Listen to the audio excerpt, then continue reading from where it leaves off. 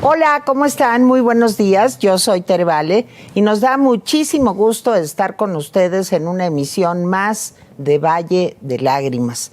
Y vaya que les tenemos un programa que creo que les va a resultar muy interesante, porque vamos a hablar de la militarización del país.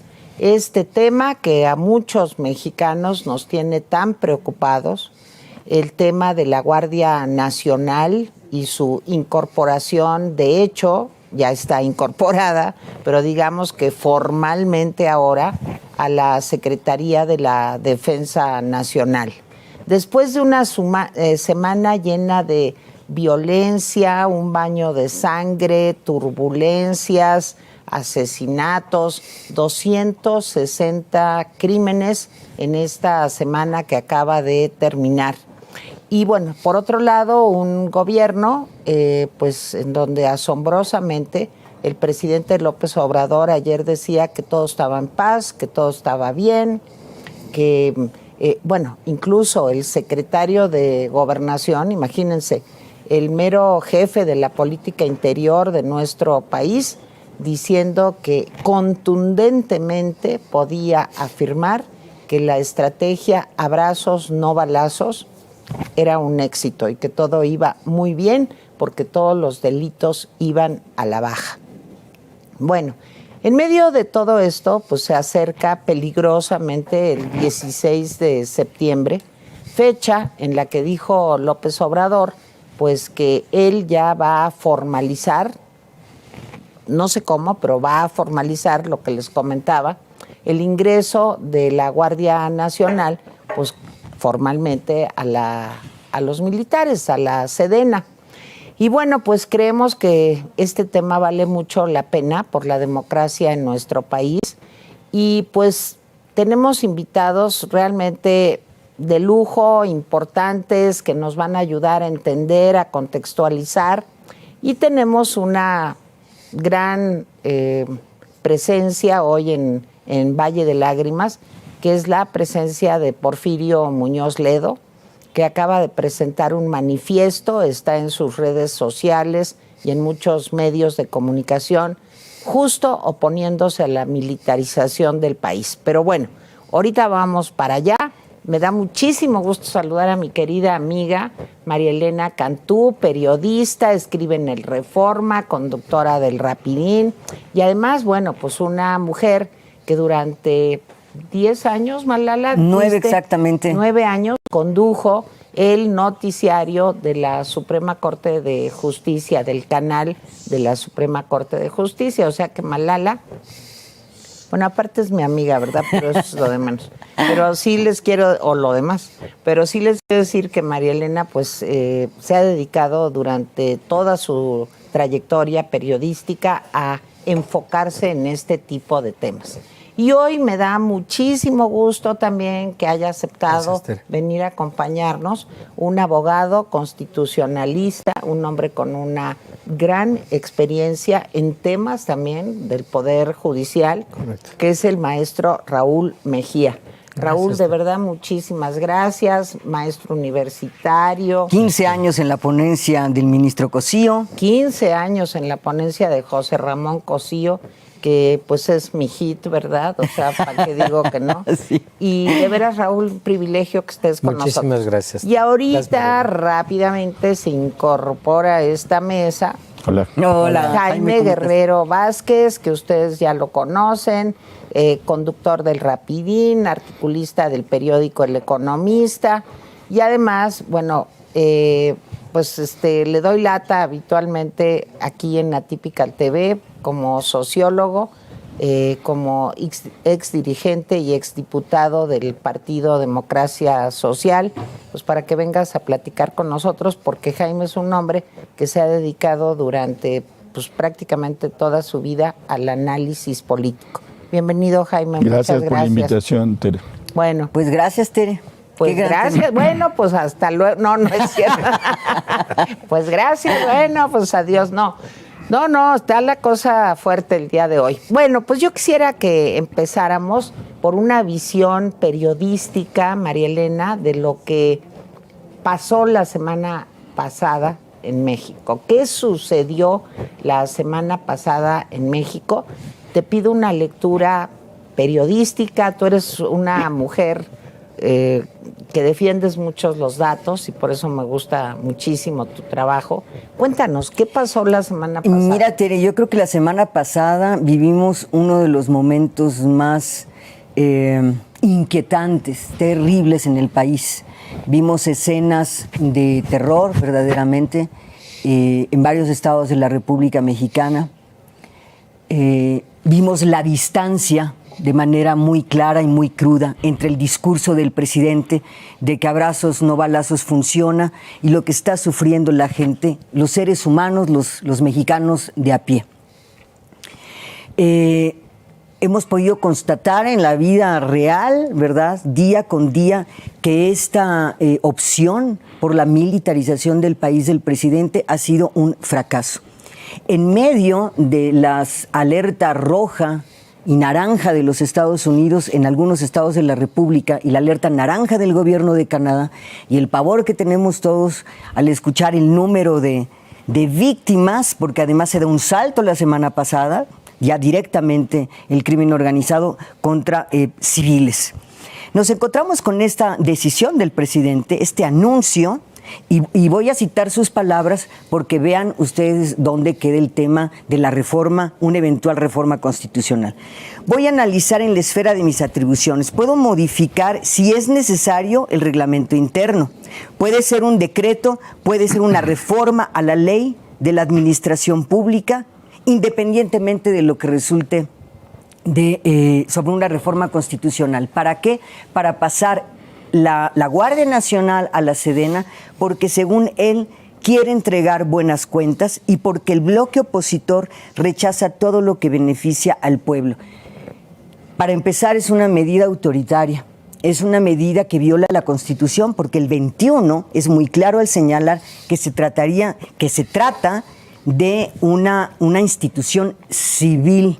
Obviamente al presidente le incomoda mucho lo que dice la Constitución, no es la primera vez, y lo que quiere es mandarnos el mensaje de que el Estado de Derecho en este país no existe y que efectivamente la democracia no le interesa y que es un hombre autoritario. Jaime Guerrero, pues me gustaría muchísimo escuchar tu análisis. Esta es la información dura que nos trae María Elena Cantú hoy. Me gustaría ver qué lectura haces de todo esto que ha pasado y qué significa, sobre todo, pues, para la estabilidad y la democracia en México. Cuéntame.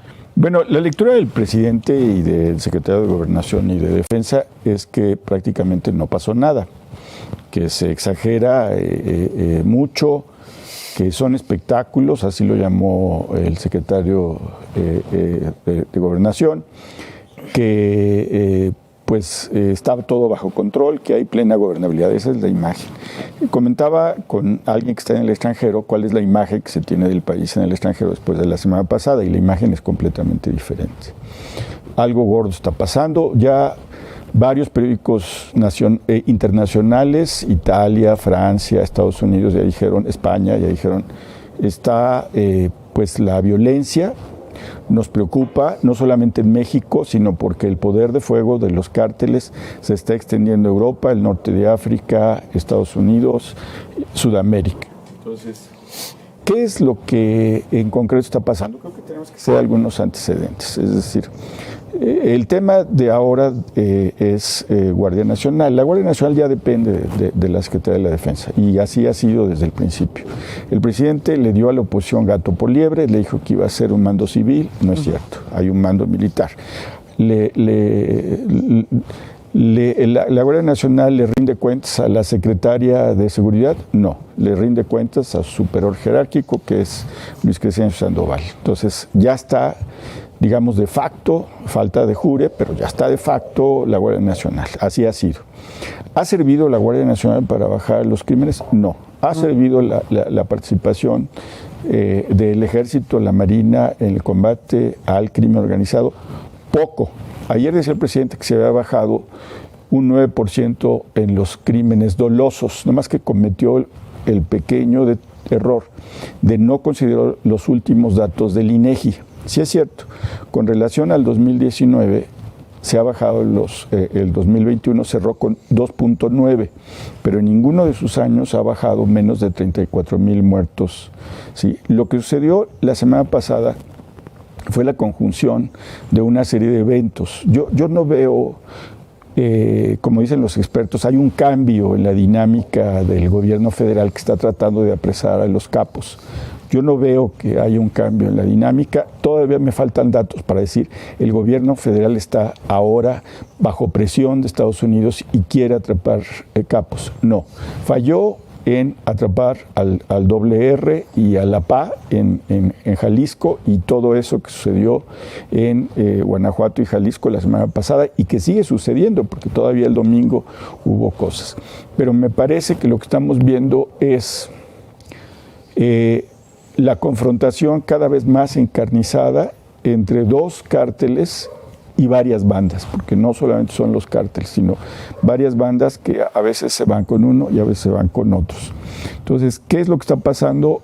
Que el crimen organizado ya desbordó. Yo no estoy de acuerdo con aquellos que dicen que todo está orquestado desde la presidencia. Pues no, la imagen que le da la presidencia es nefasta. Tampoco estoy de acuerdo, se me hace absurda la posición del presidente de acusar a los conservadores de estar detrás de estos ataques. Es absurdo. Lo que estamos viendo es ¿qué será? El agudizamiento de la confrontación criminal, cuáles van a ser las consecuencias y cuánto más va a seguir. No lo sabemos, porque como no hay información precisa de parte del gobierno y los expertos todavía no alcanzan a dimensionar lo que sucedió, si esto va a ser un patrón. A mí me preocupan dos cosas. Primero, las mentiras del gobierno federal que nos impiden conocer realmente cómo están las cosas, y lo segundo, que lo que sucedió en Ciudad Juárez no se vuelva un patrón. Es decir, el ataque a población civil que no tiene nada que ver. Eso me preocupa. Sí, ha habido bajas civiles de siempre, pero han sido víctimas más bien aleatorias, etc. En el caso de Ciudad Juárez hubo toda la intención de victimizar a estas personas, y la pregunta es si esto se va a convertir en un patrón. Muy bien, Jaime. Pues Raúl, ahora, después de todo lo que hemos escuchado, las consecuencias políticas, los datos duros de lo que estamos viviendo, cuéntanos desde el punto de vista legal, jurídico, qué está pasando en nuestro país. Ya hay muchas preguntas, a mí me lo preguntan muchísimo en mis redes.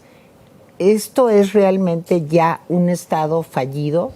El que en 5 estados de la República se haya dado una concentración de caos y de violencia tan alta, ¿implica que de veras ya no se respeta la ley en nuestro país? ¿Cómo ves esto? Y ahorita le entramos a lo legal y la incorporación de la Guardia a Sedena. Es una pregunta bien complicada y es una pregunta de primer año de derecho, ¿no? Donde existe un ordenamiento jurídico y donde no existe un ordenamiento jurídico y donde realmente el Estado ha desaparecido. Es muy complicado de decir, ¿no? Hay estados muy golpeados tanto por guerra como por condiciones internas de sus gobiernos. Tenemos Venezuela, tenemos Siria, tenemos Irak. Tenemos como ejemplos Afganistán, etcétera, ¿no? De cambios muy violentos de Estado. Y la pregunta de si existe o no un Estado siempre es complicado. Más bien es una cuestión un poco de decisión, un poco de percepción y un poco de cómo, los demás actores en el ámbito internacional también observan el evento, ¿no? Es claro que hay elementos formales. Si entrábamos en un proceso revolucionario donde tuviéramos un grupo claramente determinado, donde hubiera un movimiento violento que buscara tomar el poder, ¿no? Que no, en este momento no es claro. Sin embargo, sí es cierto que tenemos, y esta ha sido una discusión desde hace mucho tiempo, si tenemos un conflicto interno o no tenemos un conflicto armado interno. Esta es una de las principales discusiones que se ha venido dando desde Calderón Así es. Pasando por Peña y esto, ¿no? De si tenemos o no tenemos, con el Tribunal Penal Internacional observando las condiciones de si se puede juzgar o no se puede juzgar a los presidentes por acciones que han tomado con el ejército para la declaración de guerra a Calderón, etcétera, y el manejo que se ha dado específicamente de la violencia en México. Entonces, es un escenario complejo jurídicamente, no solo interior, hacia el interior del Estado, sino hacia afuera. A mí el término Estado fallido no me gusta por esa ambigüedad, porque es muy complicado de observar. Yo creo que todavía en algunas condiciones hay una normalidad jurídica, no estamos todavía en una situación de muerte sistemática de autoridades en el poder o de toma de los puntos de decisión. Creo que todavía no es un movimiento revolucionario, pero es un movimiento violento que en la percepción claramente es complejo de su manejo. Tan complejo es que el Estado no sabe cómo atacarlo o cómo manejarlo, si es con policía, si es con ejército. Pareciera que la solución es en el momento en que la Guardia Nacional está en el ejército, esto se va a regularizar, esto se va regularizando, cualquier baja en los números lo toman como si fuera una tendencia. Esto tampoco es evidentemente claro y no han acabado los eventos se siguen sucediendo de manera sistemática y en el momento en que se nos está olvidando algo, nos lo vuelven a recordar. Entonces es muy complicado. Jurídicamente, parte del problema, y a mí es lo que más me preocupa, es que sí tenemos una tendencia regresiva a lo que podemos llamar la civilización del Estado, ¿no? O sea, el salir de una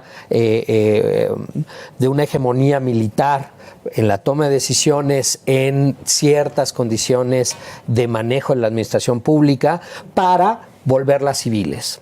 Y de repente lo que tenemos es una tendencia regresiva sobre esa. No se veía tanto, pero el paso de puertos, el paso de administraciones de la Secretaría de Defensa a la Secretaría de Comunicaciones y Transportes, las condiciones de aduana, etcétera. Si era la única manera o no, es bien difícil de saberlo porque el gobierno nos lo presenta como si fuera un estado de necesidad. No se requiere, pero un estado de necesidad ya es un estado de guerra o es un estado en el cual no tenemos completo control de la toma de decisiones. Entonces yo estoy atacando a un enemigo. ¿Qué es lo que estoy haciendo? El estado de necesidad es bien complejo de manejar. Y al mismo tiempo no se ha tomado una estrategia constitucional para el estado de necesidad, ¿no? No tenemos suspensiones de garantías, no tenemos estado de sitio, no tenemos condiciones de uso de emergencia del ejército, porque en efecto tiene la competencia para usarlo, pero solo en ciertas condiciones específicamente establecidas por la Constitución, que si quieres después lo platicamos para yo no continuar con esto y te dejo con una visión así general, no muy halagüeña, pero...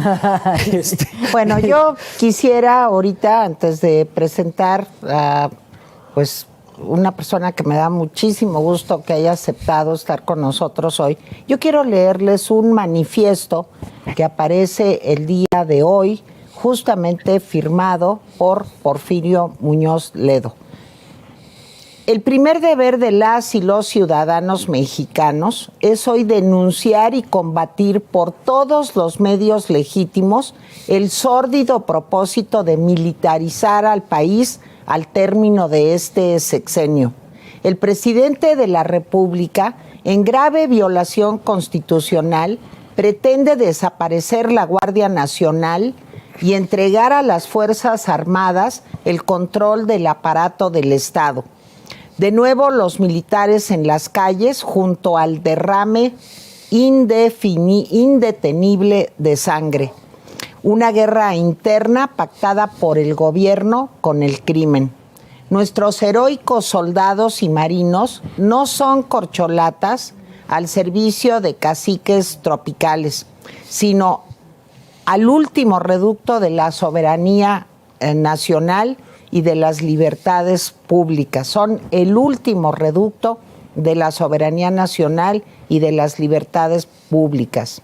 Rechazamos la provocación y la mentira, forjemos la unidad combatiente por la paz, ejerzamos el derecho sagrado de la resistencia a la agresión.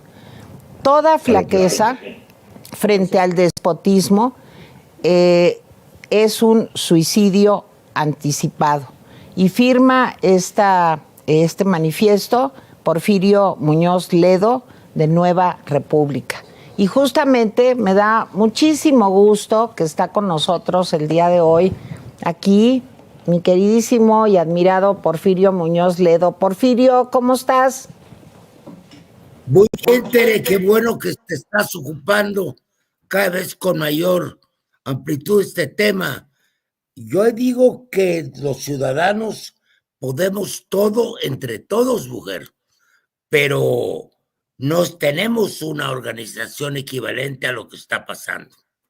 El hecho que enfrentamos en este momento es la decisión presidencial anunciada por distintas vías en el sentido de que la Guardia Civil, que había sido constituida con beneplácito universal y una unidad parlamentaria para que el ejército no se ocupase de los problemas del crimen organizado, pues ya desapareció o quiere desaparecerla y devolverle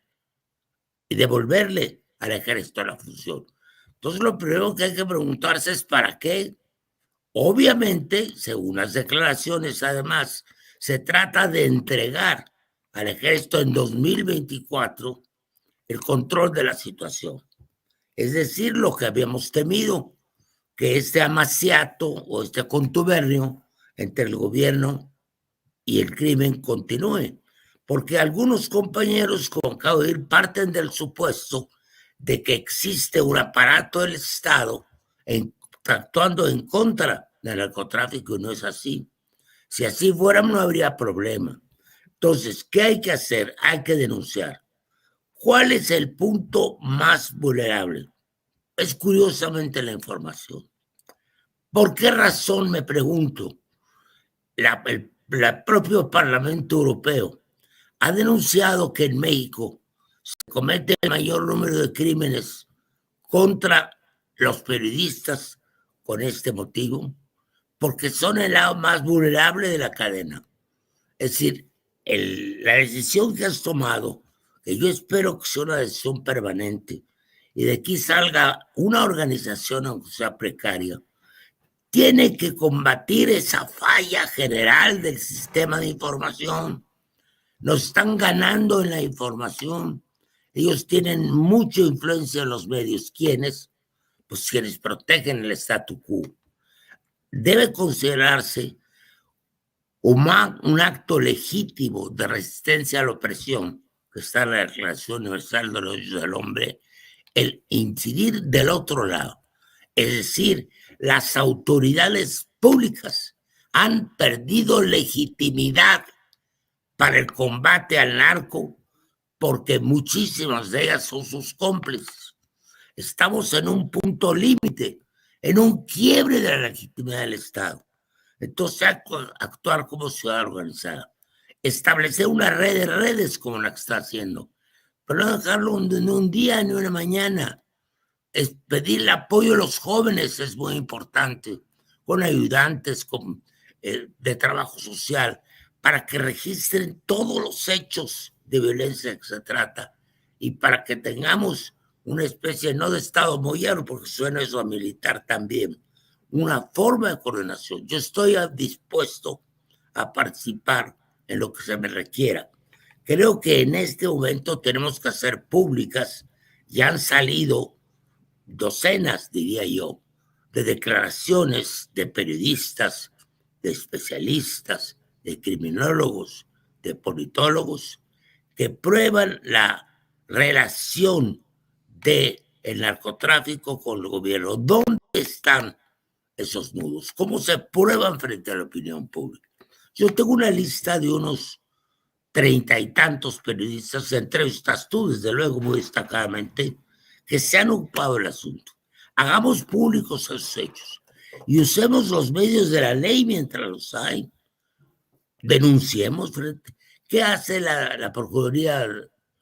¿Qué hace la Fiscalía General de la República si le hacemos un conjunto de denuncias?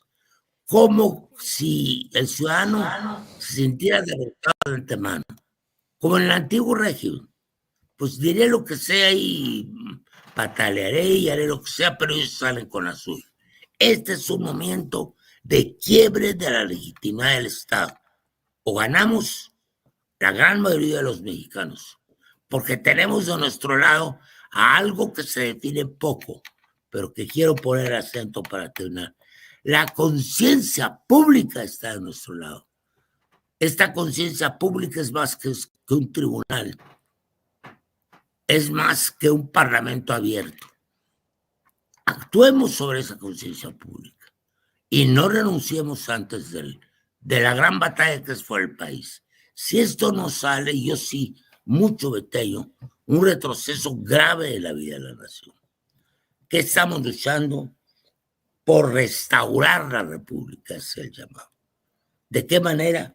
Una acción militante de todos. Pues tú a tus órdenes, Tere, confiamos en ustedes. Porfirio, yo te quiero presentar quienes están aquí con nosotros en la mesa. Está María Elena Cantú, ella es periodista del Reforma. Él es Jaime Guerrero, analista político del periódico El Economista. Y el doctor Raúl Mejía, que es un constitucionalista que, como seguramente escuchabas antes, tiene un punto de vista pues de qué podríamos hacer para salir pues de este momento tan difícil que vivimos. Pero me gustaría que mis compañeros pues me ayudaran a conversar con Porfirio. Jaime o Malala. Tú primero. Mira, a mí me gustaría... Pero para allá, Porfirio Muñoz Ledo, ¿cómo estás? Qué gusto verte. ¿Cómo estás, mujer? Qué gusto saludarte. Muchas gracias, qué gusto verte a ti también. Hay una serie de recursos que se podrían interponer ante la Suprema Corte de Justicia. Sin embargo, estamos viendo con enorme preocupación que ahí están, Porfirio, desde 2019, 4 controversias constitucionales, 2 acciones de inconstitucionalidad y por lo menos un amparo. A tu juicio, ¿qué papel debería jugar la Corte y qué papel ha jugado cuando tiene estos pendientes? Bueno, hay obviamente una falla de la Corte. Te fuiste derecho al punto. Ahí está el punto de quiebre. El Poder Legislativo no actúa, porque a pesar de que hay una oposición más o menos articulada, están en el aprovechamiento político de los hechos. Yo estos días, y no voy a dar nombres en la pantalla, que son muchos, he hablado con líderes de la oposición. Bueno, aprovechan para criticar al gobierno, con razones, siente que es su función. Pero ¿cuál es la falla, Muro? La falla está en el Poder Judicial. ¿Por qué no se han fallado esas controversias? Yo le digo, por ejemplo, a un diputado de X partido, bueno, hagan una controversia constitucional, hagan una acción de constitucionalidad. No, porque la Corte no va a entrar al asunto. Entonces, aquí vemos otro gran punto de vulnerabilidad. Y yo te pregunto, hay la Comisión Interamericana de Derechos Humanos, hay los tribunales, alguien habló aquí del tribunal ahí, ¿cómo se llama? El de Corte Penal Internacional. Entonces hay que llenar de recursos. ¿Cómo le ponemos a la Corte frente a su responsabilidad? No hay más, desde el punto de vista procesal, mujer, que por la vía de controversia y acción de constitucionalidad nos vayamos a la Corte. Y por la vía, sí, de la Fiscalía, para que esto la procese frente a la Corte. Y bueno, la denuncia que viene de la Corte. Ahí hay un punto vulnerable que es la falta de organización de la ciudadanía, pero un punto de fortaleza jurídica. Quedó claro que el único garante de la constitucionalidad es la Corte. No hay otro tribunal constitucional en el país. Si lo que está en juego es el orden constitucional, vámonos sobre la Corte, pero en serio, manifestaciones, recursos ante tribunales internacionales, bueno, es lo que se me ocurre. Pero ¿tú crees que haya, digamos, la suficiente firmeza en la Suprema Corte como para no doblarse, digamos, ante un requerimiento como el que está haciendo el presidente? Te lo pregunto derecho.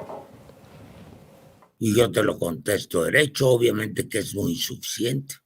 Pero hay un ejemplo muy claro. Cuando el ciudadano presidente de la República, es una controversia muy fuerte que tuvimos con él, le ordenó al Poder Legislativo, comenzando por su propio partido, violar la Constitución, por lo que hace el 13 transitorio de la Ley Orgánica del Poder Judicial de la Federación, pues volteamos el asunto y no pudieron proceder. ¿Te acuerdas que ahí iba la ruptura y ellos no pudieron seguir adelante? ¿Por qué? ¿Qué quería el presidente? Que la Corte, el presidente de la Corte, pudiera prolongarse 3 años en su encargo después de terminar su mandato, cuando el transitorio de la Constitución es expreso en el sentido de que no se vale la reelección, eran 3 años de reelección. Entonces nosotros dijimos, bueno, que se vaya a la Corte, a ver qué dice.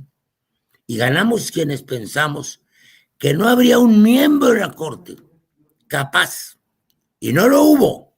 Hasta el propio presidente votó de este lado que dijera que era constitucional la prolongación del mandato del presidente de la Corte. Lo cito porque es parte del problema.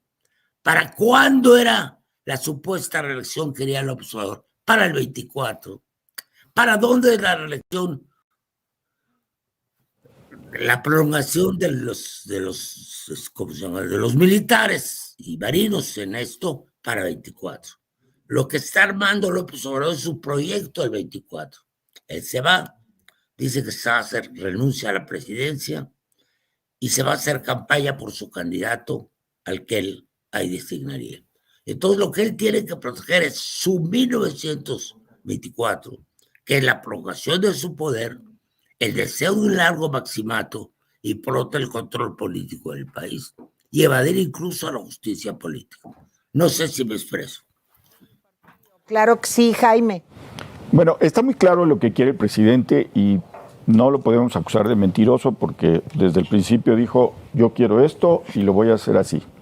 A ver, no solamente está amenazando con pasar la Guardia Nacional porque ya de facto está ahí, sino de jure a la Secretaría de la Defensa Nacional. También está diciendo ya que quiere prolongar el mandato del Ejército y de las Fuerzas Armadas más allá de 2024, digamos. Así es. Ese es el complemento. Ya le dijo la ONU a través de la Oficina de la Alta Comisionada de Derechos Humanos que no ve con buenos ojos el pase de esta policía a la parte militar. Y hoy sale una entrevista con la vicepresidenta del WOLA, Maureen, no me acuerdo cómo se apellida, Maureen Meyer, y ella dice, no vemos con buenos ojos la militarización de la seguridad pública de este país. Entonces, ya tenemos una gran cantidad de voces que dicen, no se vale, no se puede, es anticonstitucional. Lo que nos hace falta es fuerza política. Nos hace lo que tú decías, Porfirio, de llegar a manifestaciones a la Suprema Corte y exigirle que cumpla, de hacer manifestaciones, pero multitudinarias sobre esto. ¿Cómo le hacemos ante una población que parece desinteresada en el tema y unos partidos políticos de oposición que quién sabe dónde están? Porfirio, ¿cómo ves? Yo lo veo. Es una película que ya vimos, el déjà vu.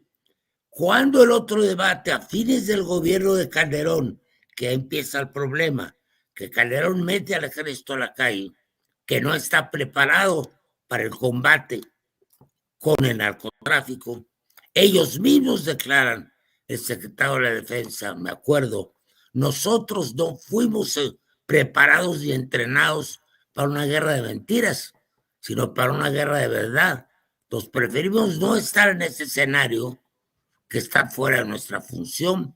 Además reitera la vieja fórmula constitucional según el cual cuando haya tiempos de paz, el ejército tendrá que estar en los cuarteles.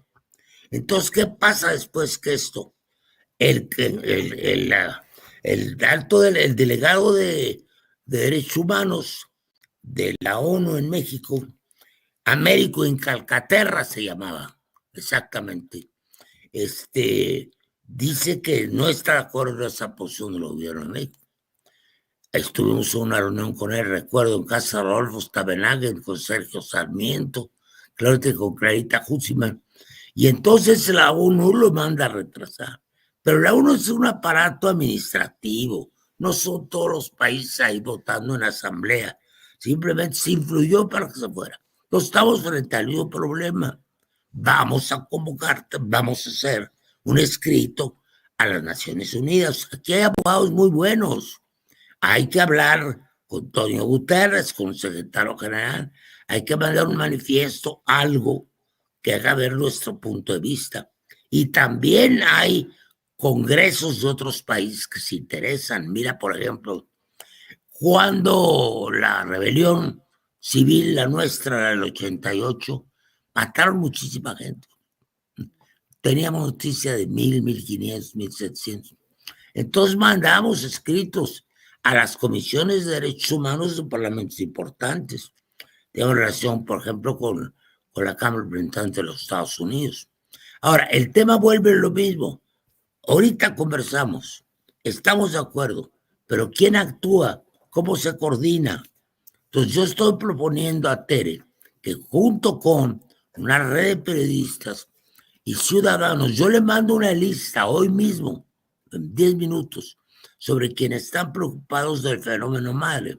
El fenómeno madre es que hay una colisión, una contubernio entre el gobierno federal, otras autoridades públicas y el narcotráfico. Si no lo hubiera, esta discusión no tendría sentido. El hecho hay que denunciar. ¿Por qué no es conveniente meter al ejército? Porque hay una colusión entre el gobierno y las autoridades criminales y el crimen organizado. Muchas gracias. Aquí está Raúl Mejía, abogado, Porfirio, con una carrera muy destacada justo en la Suprema Corte de Justicia, y le preguntaba yo hace un momento, pues temas relacionados con esto que tanto nos preocupa hoy, de la militarización del país. Raúl, no sé si quieras comentarle algo. Sí, don Porfirio, completamente de acuerdo.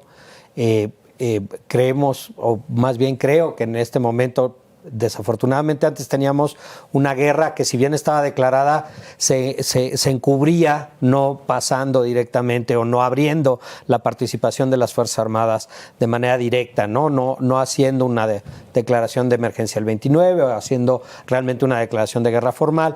Y ahora estamos a la inversa, ¿no? Ahora estamos queriendo que la seguridad pública pase a manos del ejército de manera formal en la Constitución, lo cual, pues, evidentemente descoyunta la estructura constitucional de regulación de las Fuerzas Armadas. Claro. Usted mencionaba claramente el artículo 129, que dice que en tiempos de paz las Fuerzas Armadas solo pueden actuar en aquellas cuestiones que tengan estricta relación con la disciplina militar, y en un momento dado del artículo 89 deriva que pueden ser usadas para la seguridad interior y la defensa exterior de la nación, que no es la seguridad pública. Los términos tienen un sentido y la estructura constitucional tiene una finalidad clara, que es no permitir que las Fuerzas Armadas estén fuera de los cuarteles, garitas, castillos, etcétera, que no en tiempos de paz, ¿no? Y en tiempos de guerra, pues son un grupo que puede y tiene unas prerrogativas tremendas, ¿no?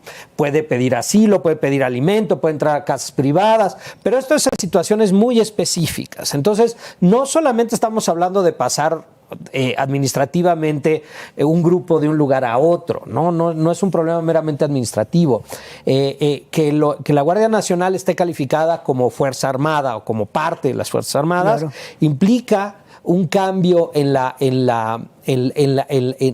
esencia del grupo, en la esencia jurídica, constitucional y legal del grupo, que les da una posición específica dentro del orden constitucional mexicano que no han tenido, entiendo yo, ni siquiera desde 1917, cuando la Guardia Nacional, que se supone que eran guardias ciudadanas y guardias democráticas dirigidas por los gobernadores de los estados, nunca se acabó de formar posteriormente a la revolución. Ya la discusión de si las digamos, las policías municipales y las guardias rurales y cómo se montó la seguridad hacia adentro, si fue una seguridad federal, si realmente hubo un decaimiento y nunca se formaron realmente las fuerzas locales para la seguridad, es una discusión académica distinta, que de hecho hay una tesis del CIDE muy interesante al respecto sobre las guardias rurales. Pero el caso es que estamos usando una herramienta que no corresponde para el efecto que estamos buscando, que es que la seguridad pública vuelva a niveles aceptables. No solamente los números y las tendencias y que si los otros datos y esto, sino en una condición realmente de percepción, porque realmente mucho de la seguridad pública es percepción, ¿no? Entonces, parte del problema, y usted lo indicaba claramente, es que hay un movimiento. La Corte, nada más para terminar yo con mi participación, estoy completamente de acuerdo con usted. Cuando la Corte se pone bajo el reflector, la Corte actúa de manera mucho más adecuada que cuando actúa en lo oscurito. Y por eso justamente la Corte no ha levantado estos asuntos.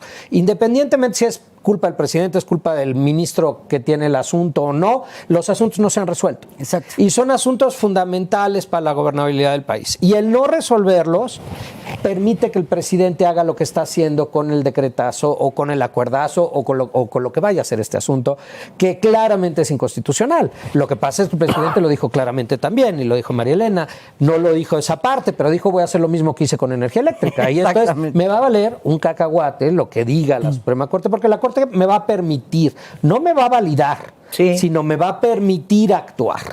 Perdóname, me extendí un poco, pero no. Aquí lo dejo. No, pero a ver, Porfirio, yo te quisiera preguntar, ya estuvimos contigo analizando en conjunto lo que está pasando. Para ti, Porfirio Muñoz Ledo, ¿qué sigue después del manifiesto? ¿Cuáles son las acciones? Jaime también decía, ¿cómo convocamos a una ciudadanía más participativa, más comprometida, que apoye un esfuerzo como el tuyo? ¿Qué sigue, Porfirio? Bueno, primero un último punto de aclarar y te respondo de modo concreto. La pregunta que le hago a nuestro amigo que acaba de hablar es ¿por qué cambió tan drásticamente la posición del gobierno? Muy sencillo, porque aquello de lo que estamos hablando, que es la creación y autonomía relativa de la Guardia Nacional, era nuestra actitud como oposición. Y simplemente ahora el gobierno cambió a la actitud de un gobierno más autoritario que el que entonces teníamos. El argumento era muy sencillo.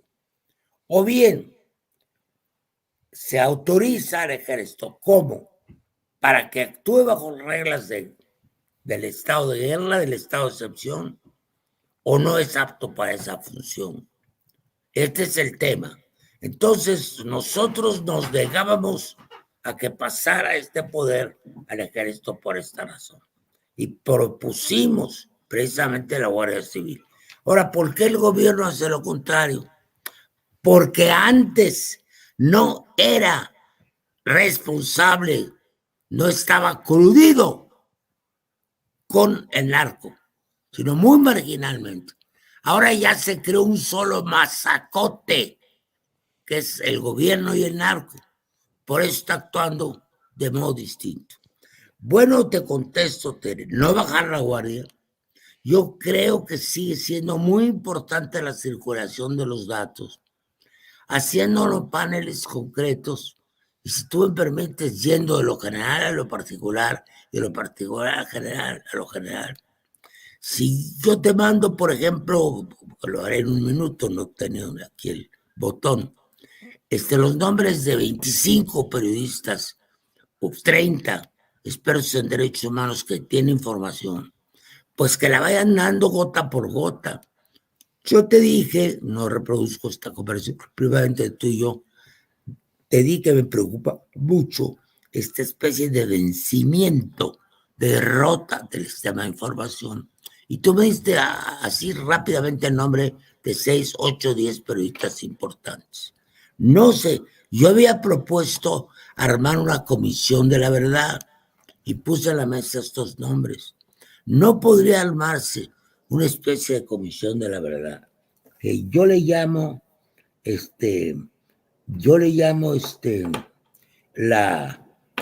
una denuncia combatiente, una sociedad combatiente. ¿Cómo lo podemos armar? Eso depende más de ustedes, mujer. Ya, a partir de hoy hay una plataforma, sí, que se llama Ciudadanos Combatientes, Unidad Combatiente por la Paz. La idea de combate tiene que usarse, que es un referente, no solamente informático, sino ciudadano de todo lo que ocurra, que haya un cauce cuando menos, y alguien que nos conecte, y cada quien ponga algo de su parte. Todos los ciudadanos podemos más que ellos, pero entre todos. Así es. Marilena, un comentario final. Quiero simplemente tus palabras, Porfirio, porque efectivamente me parece que la información es una de las primeras víctimas. Te están escuchando y te están viendo ciudadanos de a pie y ellos necesitan entender en blanco y negro por qué es tan peligroso que esto ocurra. Yo he revisado las atribuciones de la Guardia Nacional y son pavorosas. ¿Cómo afectaría la vida de la gente en cotidiano? La que va por la calle, la que puede ser detenida, porque esta Guardia Nacional pues tiene también una facultad para hacer investigaciones. Entonces, a los ciudadanos, ¿qué le dirías en materia de riesgos para sus derechos?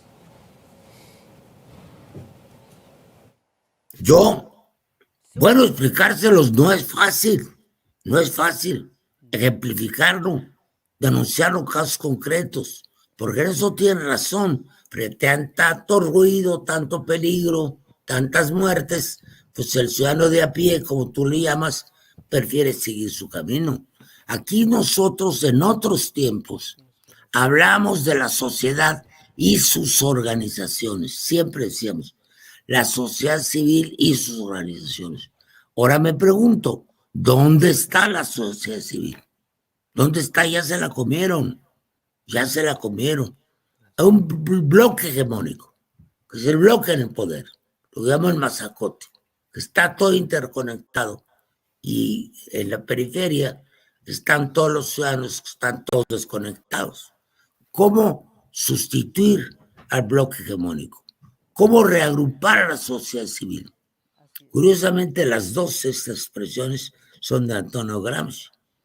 El bloque hegemónico y el armado de la sociedad civil. Es posible un armado de la sociedad civil, porque si no hay un momento que ya no tiene regreso, ¿me entiendes? Y hay un momento que se rompe la legitimidad del sistema, ¿sí?, a favor de un nuevo control político. Entonces, estamos terminando con la legitimidad del Estado como la conocíamos. Ahora, hay una posibilidad de armar, de promover, de coordinar y de convencer a los actores políticos de que hay que dar marcha atrás a esto o no. Yo lo veo muy grave para la República. Muy grave. ¿Qué hace el ciudadano en 24? Los partidos siguen en su baile, proponen candidatos, etcétera, pero las cosas siguen igual. El tema es la sangre ciudadana en las calles. El gobierno se las ha agenciado para que sus acuerdos que tiene indudablemente con el crimen organizado no afecten la estabilidad del Estado. Le he dicho que el gobierno de México le está pagando derecho de piso al crimen organizado. Entonces, el Estado mexicano no sufre estabilización. Tiene la misma estabilidad o más que antes porque tiene un pacto con los criminales. ¿A quién perjudica? Al ciudadano. Eso se le podría explicar a los ciudadanos, que han autoridades menores, municipales, etcétera, diputados locales, pero como autoridades pequeñas han padecido. Pero el aparato del Estado, el bloque hegemónico, no ha sufrido en nada disminución de su poder. Al contrario, la ha hecho más grande porque controla los actos fundamentales del narco. El que ha sufrido es el ciudadano. Es con un contubernio anticiudadano es un golpe de Estado por manos del poder público.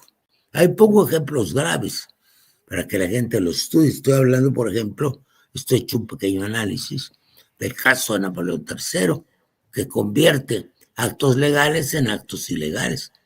Él tenía legitimidad como presidente electo y él prefiere declararse dictador para tener todo el control. Es el caso de Adolf Hitler también. Hace tiempo he advertido, hace tiempo le he dicho públicamente así, en un programa de televisión dirigido de tú, ciudadano presidente de la República, que abandone esa coalición que tiene con el narco y que permita que funcionen los instrumentos de la ley. Creo que para la gente de a pie es muy abstracto, pero creo que hay también quienes tengan la capacidad de organizar a los ciudadanos. Dos ideas rápidas. Primero, estamos viendo un fenómeno mundial en el que los ciudadanos están cediendo sus libertades civiles en aras de que los estados le están diciendo te voy a garantizar la seguridad. Y es una mentira mundial. En Estados Unidos, un ciudadano en 1990 era más libre que hoy en 2022. Mira. Después del fenómeno del edificio Oklahoma, y después del 2001 se mermaron las libertades ciudadanas y los ciudadanos dijeron sí, se vale. ¿Por qué? Porque nos estás diciendo que lo estamos haciendo a cambio. El montaje en ese sentido, el montaje del presidente López Obrador es impecable. Vean la cantidad de crímenes, claro, y entonces uno le dice, sí, pero la cantidad de crímenes es por tu culpa, porque no has sabido hacerlo. Pero él logra convencer a la mayoría de que necesita que la Guardia Nacional esté en el Ejército y que el Ejército y la Marina estén en las calles, logra convencerlos a cambio de seguridad. Esa pregunta que tú hacías sobre el qué le decimos al ciudadano de pie, pues vamos a tener que desprogramarlo, así es. como dice Porfirio. O sea, es muy difícil explicarle ¿sí? que mayor presencia militar no significa mayor seguridad. Exacto. Primera idea. Segunda idea, a veces cuando vemos una película en cámara lenta, no vemos, por ejemplo, de fútbol americano, que me gusta tanto, cuando se lanza el balón, no vemos a quién le va a llegar y entonces decimos, ¿a dónde va? Lo que estamos viviendo en México, y lo que voy a decir a lo mejor, cada vez que lo digo no despierta simpatías, lo que estamos viviendo en México es un autogolpe de Estado en cámara lenta. El presidente llegó y está desarticulando las instituciones. El INAI, el INE, está contra ellos y los va a desmontar. Está infiltrando la Suprema Corte de Justicia de la Nación para servir a sus contras. Tiene arrojado al Poder Legislativo. Tiene atemorizados o controlados a más del 80% de los estados de la República. Entonces, perdón, y tiene a los militares en la calle. Si todo eso lo viéramos en 2 meses, diríamos, es un golpe de Estado. Pero como nos están administrando, nos están metiendo a la olla y somos langostas y nos están calentando poco a poco, pues no vemos hacia dónde vamos. Pero lo que está pasando es, y lo he dicho, un autogolpe de Estado del presidente López Obrador, que quiere dejar, la frase de Porfirio es cierta, un maximato. Claro que es un maximato, ¿sí? O sea, lo que quiere dejar es, a lo mejor se va, pero se queda. Pero quiere dejar el poder, no lo creo. Entonces, quiere tener todas las condiciones, un poder legislativo controlado, un poder judicial controlado, gobiernos estatales de su partido o controlados. Hay muchas maneras de controlar a un gobierno estatal de oposición y lo hemos visto. Y a los propios. Sí, a los propios ya por descontado. Y con una lista pero terrible. La beligerancia de algunos gobernadores de oposición se borró. Entonces, en este sentido, lo que estamos viendo, insisto, si lo hubiéramos visto todo este proceso en un corto tiempo, diríamos es un golpe de Estado, pero como nos lo están administrando por partes, no alcanzamos a ver esa pérdida. ¿Cómo ves esto, Porfirio? Esto que acaban de comentar mis compañeros. A mí me parece, yo te haría una sugerencia concreta. Graba lo que acaba de decir, por favor. Es un alegato impecable. Pero quiero decir algo, si este discurso lo hubiera dicho hace un mes, hubiéramos iniciado el proceso. Lo dijimos, lo dijo Jaime. Recuerdo que hace 2 meses dije en una reunión de la Conferencia de Partidos de América Latina, dije, es que es obvio que hay un contubernio entre el gobierno de México y los criminales. Y en 2 meses ya soltamos, hemos avanzado muchísimo. Un discurso, como le acaba de decir, tan perfecto, hay que repetirlo una y más veces. ¿Por qué puede hacerlo ahora? ¿Por qué? Porque hay un estado de conciencia pública dentro de esta relativa debilidad que tenemos. Yo considero que hay algo que progresa muchísimo, que es la capacidad de decir las cosas. Rompiendo el circuito cerrado de la información. Lo que estamos diciendo en tu programa no debe dejar de comentarse día con día. Las pruebas de que la cárcel, de que la sangre está en la calle, se pueden aumentar por los periodistas. Este es el momento de irse para adelante. Además, decía muy bien nuestro amigo, no estamos solos en el mundo.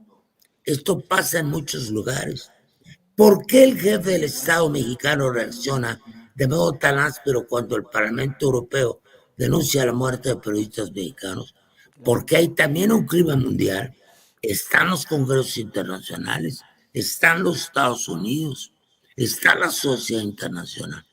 Y voy al punto fundamental. Chihuahua, porque sí se puede.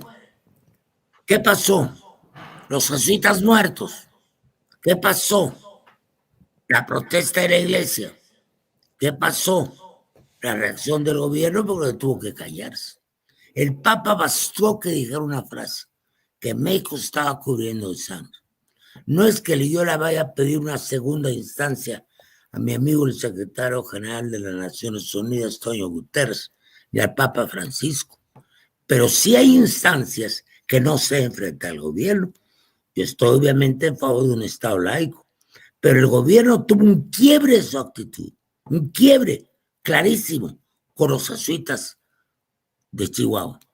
Bueno, hay que hablar también, hay que mandar cartas al señor cardenal, hay que acudir a Naciones Unidas. A ellos sí lograron parar. Y luego la iglesia judía también logró hacerse. ¿Por qué? Porque ellos también son, de alguna manera, organismos no gubernamentales. Son instituciones autónomas constitucionalmente. El artículo 130 de la Constitución habla de las iglesias y de su autonomía respecto al Estado. Entonces, hay algunas instituciones civiles, y no son civiles, son religiosas, curiosamente, ¿verdad?, que pueden alzar la voz frente al Estado, y hay otras que no podemos. Vamos a invitar a todos los actores sociales. Vamos que cada uno asuma su responsabilidad. Los sacerdotes jesuitas sí detuvieron en ese punto la acción del gobierno. Cuando menos a ellos no los han vuelto a tocar.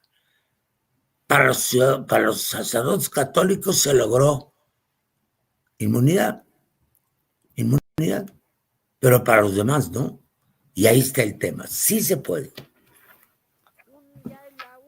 Porfirio, porque te hemos quitado mucho tiempo, Raúl, un comentario final. Ha sido realmente magnífico. Muchísimas gracias, don Porfirio. Yo completamente de acuerdo, creo que la seguridad pública no debe de verse. O sea, cuando realmente lo que tenemos es un sentimiento de salvación porque llega un grupo armado a salvarnos de algo, es que la situación está muy complicada, digamos, ¿no? O sea, la seguridad pública debe verse simplemente en momentos muy específicos, cuando alguien pide ayuda y realmente esa ayuda se proporciona en una situación muy clara de procedimiento. Además, no llegan a salvar a la gente de una. Ya cuando estamos en una situación donde a donde se nos ha empujado es a ver con simpatía al ejército, porque el ejército nos saca de un problema que ya existe y que no está controlado, entonces tenemos un problema muy serio de percepción y un problema muy serio de las funciones que cumplen cada una de las organizaciones dentro del Estado. Y en ese sentido creo que tu comentario, evidentemente la posición de Porfirio es muy clara, se está trasladando las condiciones específicas de lo que nosotros entendemos por normalidad de una situación civil a una situación armada. Y esto lo pretenden hacer desde adentro de la Constitución, con un aplauso o con el beneplácito de los puertas de veto de cada uno de los elementos de la reforma hacia adentro del Estado. Si no alcanza la Constitución, una ley, y si no, un decreto, pero finalmente hacerlo, de facto, de jure o una mezcla de esto. Si los órganos del Estado, tanto el legislativo como el Poder Constituyente o el legislador constitucional y la Suprema Corte de Justicia claudican, entonces básicamente nos quedamos sin mecanismos y evidentemente la sociedad civil y los movimientos organizados que en un momento dado puedan darle mucha visibilidad a todo esto para la votación en el 24, ¿no? Todavía estamos en una situación democrática, pero las democracias mueren desde dentro. Así no es. desde fuera. Es verdad. ¿No? Porfirio Muñoz Ledo, ¿cómo te agradecemos todos que hayas aceptado? Oye, pero aquí seguimos.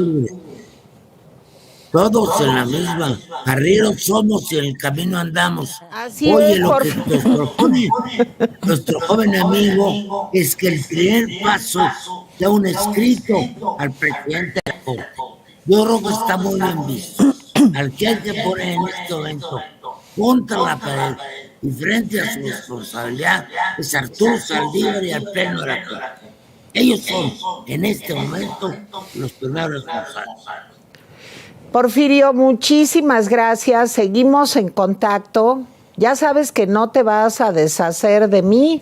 Entonces, es una amenaza cumplida.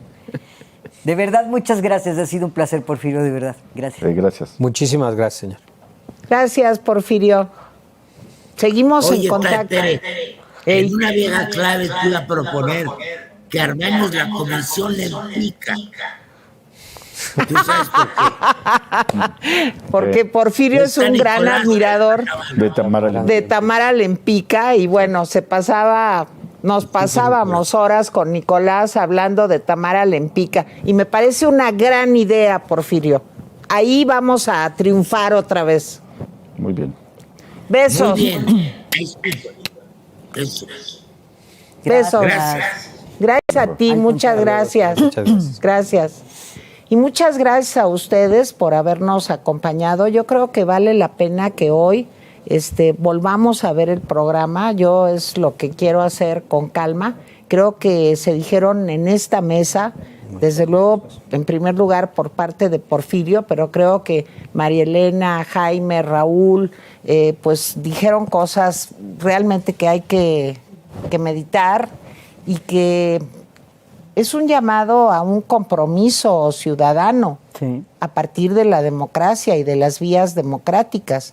Entonces, creo que es un programa muy, muy interesante que vale la pena analizar, ver, digerir y pues les agradecemos muchísimo a nuestros invitados que hayan estado hoy con nosotros. María Elena Cantú, mi querida amiga, nos vemos el miércoles. Nos vemos en el miércoles y subrayo lo que estás diciendo, no es el momento para dejarlo para después.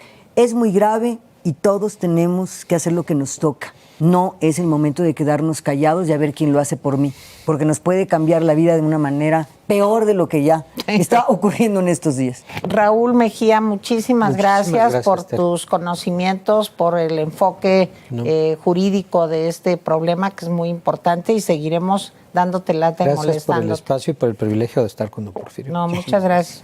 Y Jaime Guerrero, tampoco te puedes deshacer de mí porque a las 2 de la tarde ahí vamos a estar. Pero fíjate que tengo más años con Porfirio que contigo. Digo, con Porfirio además. Sí, con Porfirio 30 años trabajamos juntos en mi noticiero, o sea, imagínate. Y así que no te puedes hacer ilusiones. Tú tampoco, María Elena Cantú, que tú también tienes ella muchos mucho años. Más, ¿no? También, como 30. Sí, 32, ¿no? Sí, por ahí. Pero éramos ¿Pero muy quién chiquitas. lleva la cuenta? Nadie. Y aparte ellos ya eran muy grandes y yo en el Bambineto me llevaban ahí. Oigan, espero que hayan disfrutado el programa. Mi querida Vero, aunque sea un comentarito final antes de que nos despidamos, porque estuvo intensa la cosa. Estuvo muy intensa, pero Estoy muy feliz porque muchísimas personas nos acompañaron en el programa, viéndonos, comentando. Hay personas que nos comentaron en el superchat. Voy a leer algunos comentarios nada más, algunos saludos que nos dieron. Vente para acá, Berito, vente para acá. Es que ya no está siguiendo las indicaciones. Sí. Que no nos veamos muy juntas porque entonces a mí se me nota más lo viejo. Entonces así como... No es cierto, Tere. Bueno, por ejemplo, tenemos el comentario de Iliana Murman, que nos apoya con $5. Muchísimas gracias, Iliana. Gracias. Siempre nos apoya. Ella le mandaba una pregunta al señor Muñoz Ledo, porque le preguntaba por qué renunció del PARM, y nos comentaba que ella fue candidata a diputada federal por el 10º distrito, y que porque... Pero él no fue del PARM. Creo hasta donde yo recuerdo, ¿no, Jaime? Del PARM no creo. Creo que fue candidato alguna vez del PARM cuando había un frente, ¿no? Sobre el Frente Democrático Nacional. Sí. Pero sí creo que ha transitado por esos caminos. Le preguntaba también María Muñoa, que nos da 10 euros. Muchísimas gracias, siempre nos apoya. Dice: Jaime, en el rapidín nocturno de ayer me dejaste con la boca abierta al decir que la táctica de Calderón fue correcta, pero no se logró. ¿Podrías ampliar? Saludos desde Niza, saludos. Ándale. Okay. Para el próximo. Pues amplía un segundo. Un poquito. Ah, ¿sí? Sí. Ah, sí, bueno. Sí. Lo que yo decía es que en el papel la táctica era correcta. Es decir, había que hacer una Policía Nacional bien equipada, capacitada, etcétera. A la par había que hacer una capacitación y ¿qué será? Un filtro para las policías municipales y estatales, que son las que están en contacto, que había que capacitarlas, hacer pruebas de que no estuvieran ligadas al narco. Había que pagarles bien a los policías, porque esa es una condición, había que equiparlos bien. Esa era la parte, digamos, policíaca, pero también eso lo averiguó tarde el presidente Calderón, porque después de que vio pues toda la cantidad de desastres que había provocado su política, pues dijo: también hay que rehabilitar el tejido social. Esa fue la parte que compuso, o sea, había que hacer estas medidas policíacas y había que rehacer el tejido social. ¿Cómo? Pues desde obras de mejoramiento urbano tan sencillas como hacer pavimentación, rehabilitar parques, hacer deportivos, dar empleos a los jóvenes, dar empleos a las mujeres, cuidar la seguridad sobre todo de la parte más por ejemplo, en Ciudad Juárez, de las mujeres, etcétera. Había toda una serie de tareas, pero se quedó en el papel. Primero porque no se logró tener al 100% una policía nacional, ¿sí? Eran muy pocos los elementos de la policía, no estaban necesariamente bien pagados, sufrían mucho porque los dejaban abandonados ahí. Métanse a ese hotel de paso, y pues ahí se metían en el hotel de paso. Los gobiernos estatales se quedaban con el dinero y lo utilizaban para otra cosa. En fin, o sea, en el papel es correcto, pero no se instrumentó. Yo sigo pensando que no hay otra medida, o sea, si alguien espera fórmulas mágicas, no hay fórmulas mágicas. Perfecto. Eduardo Hernández también nos apoya con 50 pesos, muchísimas gracias. Y nos comentó: AMLO tal vez intenta un autogolpe como Fujimori. Margarita Ramírez nos da 30 pesos. Muchísimas gracias, Margarita, por tu apoyo.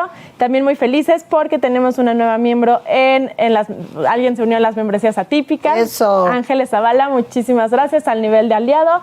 Te mandamos un abrazo muy grande. Muchas gracias por tu apoyo, es muy, muy valioso para nosotros. Y María Tocaben, que también siempre nos apoya, nos manda bendiciones y $5. Muchas gracias.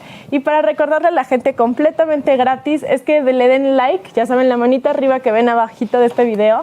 Es súper fácil, nada más es un clic, es la cosa más sencilla, pero a nosotros nos ayuda mucho porque ayuda para que este video llegue a más personas, para que YouTube lo recomiende. Entonces no olviden picar la manita. Eso es. Y no podía faltar Vero, porque es de veras la presencia padre del programa. Tú eres la presencia padre de ti. No, yo soy la presencia loca. Tú eres la presencia madre. No, eso también, pero más bien abuela.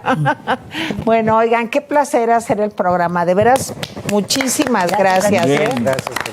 Hasta la próxima. Muchas gracias. Gracias a todo el equipo de producción. Gracias. Y nos vemos dentro de 8 días para seguir en este valle de lágrimas. Muchas gracias.